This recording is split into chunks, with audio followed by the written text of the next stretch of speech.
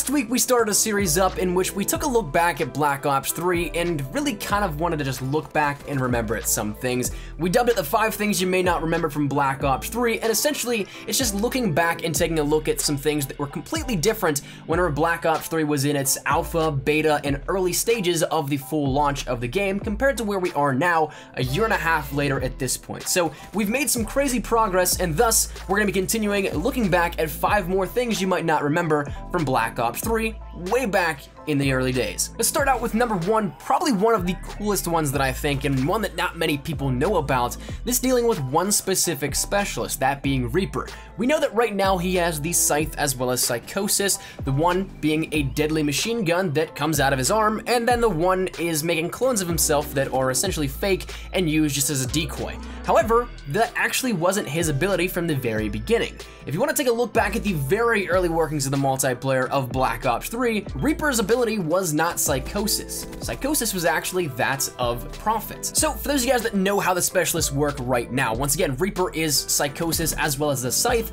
and then Prophet had the Tempest as its weapon and Glitch as its ability. However, previously, Glitch was actually assigned to Reaper and Psychosis was assigned to Prophet. Those two were switched around, but somewhere during the time of early June, mid-June of 2015, there was some rebalancing made to the multiplayer system that we knew of at that point in time, which still very few people ended up getting to play around with. Some YouTubers were out at Treyarch that played this early, so they knew about it and all that kind of stuff, and this information then came out public a little bit later, but it was changed about to which Prophet was the original holder of Psychosis. Number 2 up on the list deals with a specific game mode that was introduced within Black Ops 3, that being Safeguard, and before the launch during the beta, it was something that was a majorly popular mode, simply because there was a lot of different changes back at that point that were completely different from what we know of now. Back in the day, it was actually 100 points per kill rather than the 50 that it currently is, so you ended up getting streaks just based off of kills way quicker than you would have in, say, right now's time if you were to jump into a game now. But the biggest part about this was easy for 100 kill plus gameplays, things like that. Some crazy stuff that really, once again, we talked about some gameplays being nullified in the community for pub stomping last episode, but this one was definitely one of those things that nullified gameplays. Nobody would touch this in terms of the pub stomping community, simply because you could make it go 4 rounds if tied with 5 minutes each for each round. And there was no time to beat update that happened where if you say escorted the drone to the base by say 1.5 minutes, your opponent then would have to get that done in a quicker time to win.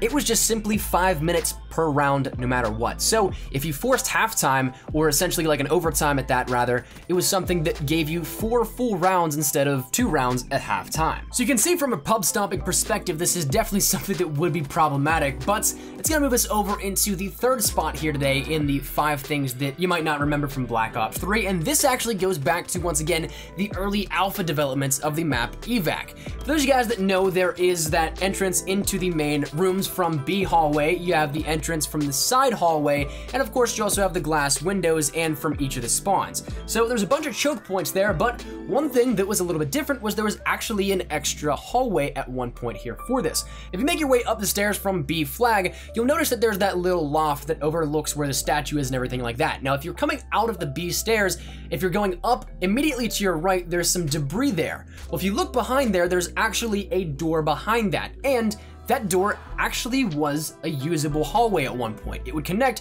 to the other side of the map outside of B, where you still had those glass panes that you could jump through to get into B.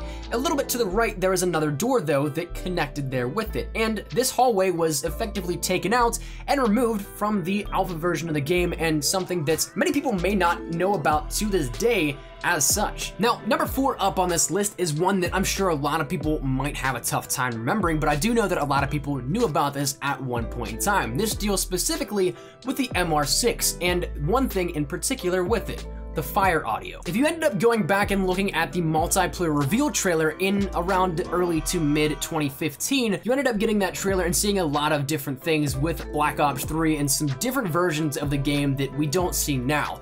And one of those things that was showcased was the MR6 pistol, and as such, whenever you hear the clip of it firing, it actually has the same audio that of the Shiva. So if you were to compare the two, they'd be identical.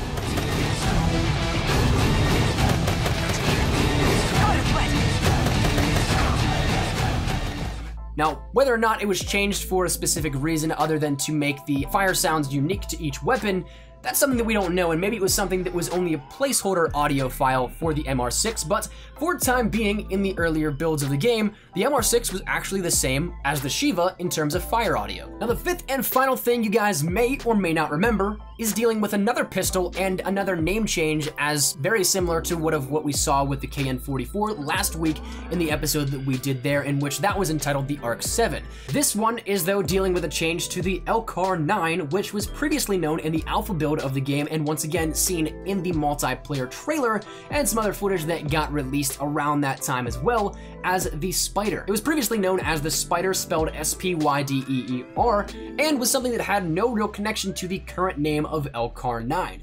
For what reason it was changed, or for what reason it was decided that Spider was not a suitable name for it, I guess we'll never really know, but personally, I think that Spider is a much cooler name for the LCAR-9, but to each their own, and of course, history has already left its mark here with that weapon as already being known as the LCAR-9 for the full duration of the game, but some of you guys actually might remember that one, and I figured we'd close out on that. So, that said, that's going to conclude the 5 things you may or may not remember from Black Ops 3, from the very beginning early workings and public knowledge of the game to where we are now, a year and a half, and in some cases, 2 years later. So, that said, drop your thoughts down there in the comment section down below. I'd love to know how many of these you got right. 1, 2, 3, 4, maybe even 5 out of 5. Feel free to drop your thoughts down there in the comment section down below. If you guys enjoyed the video, make sure you drop a like down below as well. If you guys are new to the channel, make sure you guys subscribe to stay up to date with everything we have here regarding Black Ops 3, both multiplayer and zombies with Zombies Chronicles, Modern Warfare Remastered, Call of Duty World War II, and that including multiplayer and zombies as well, and basically anything else relating to Call of Duty. So, finally, if you guys want to follow me over on Twitter, that's the best place to get me outside of YouTube. I practically live on Twitter, so if you guys want to strike up a conversation, ask me a question, whatever it may be, link is down there in the description below.